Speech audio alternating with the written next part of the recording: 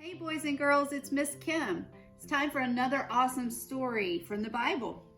This story is called Paul and Silas Go to Jail. Ooh, I wonder what's going to happen. All right, Paul and Silas were best friends. They traveled together from city to city, telling people about Jesus. And one day, Paul and Silas helped a slave girl who had a bad spirit inside of her. The slave girl's owners got very angry, and they grabbed Paul and Silas and dragged them away. Oh, let's see what happens. Paul and Silas stood before the city leaders. The slave girl's owner said, "These men are making trouble in our city." Soon a crowd of people joined them in. They hit Paul and Silas with sticks and tore their clothes. Then they threw Paul and Silas in jail. Oh no! All right, the jail guards put heavy chains on Paul and Silas's feet and locked their feet in between big blocks of wood. The guards wanted to make sure Paul and Silas couldn't escape. One of the jailers watched them very carefully. It was his job to make sure they didn't get away.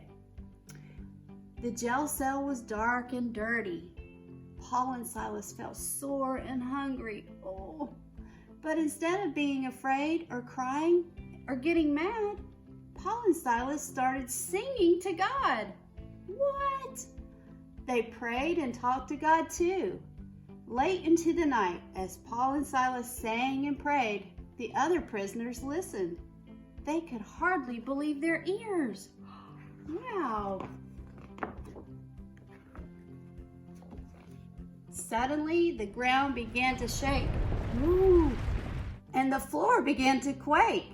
It was an earthquake. The prison doors broke open. The prisoners' chains fell off.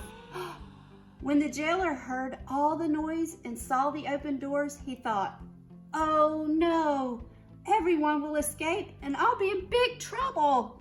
He grabbed a sword to kill himself, but Paul shouted, "Don't hurt yourself. We're all here."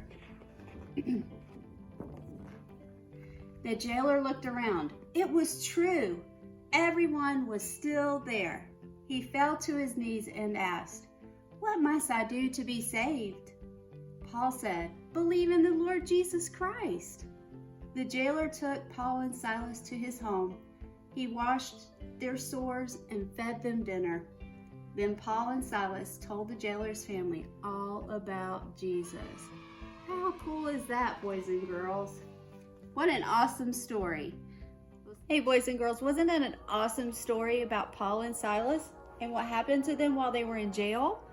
Okay, so we're going to make an activity that will help us remember that. We're going to make a paper chain. Remember their feet and their hands were chained together while they were in jail? And what happened when the earthquake came? That's right, the chains fell off. Okay, so we're going to make a craft that will help us remember that. We're going to take our paper. I got 3 different colors here. I got red, orange, and white. Okay, we're going to take our scissors. You may need help with your scissors, so grab an adult to help you.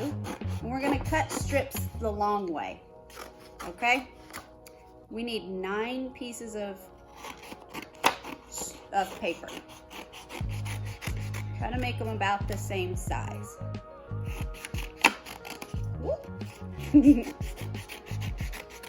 Okay. All right. Once we get all our paper, we're going to write on our paper, and you may need help with this too. We're going to write, "I am with you always." Okay? So let's pause a minute and let's do that. Okay, now that you have your papers that say, "I am with you always," go ahead and lay blank sheets of paper in between each strip that has words on it. Then we're going to grab some tape or a stapler to start attaching our chain. So here's how you put the chain together. You want to start with a word and then a blank piece in the middle. So you just slip your paper through the hole, bend it around, and you're going to put a staple in it. Or you can use tape, whichever one. And you continue to do this until you run out of strips of paper. Okay, friends, your chain should look something like this. It says, I am with you always. You can hang this up somewhere around your house as a reminder. You can even make your chain longer if you want to and use any color you like. Also, remember to like us on Facebook, follow us on Instagram, and subscribe on YouTube. Okay, friends, we'll see you next time.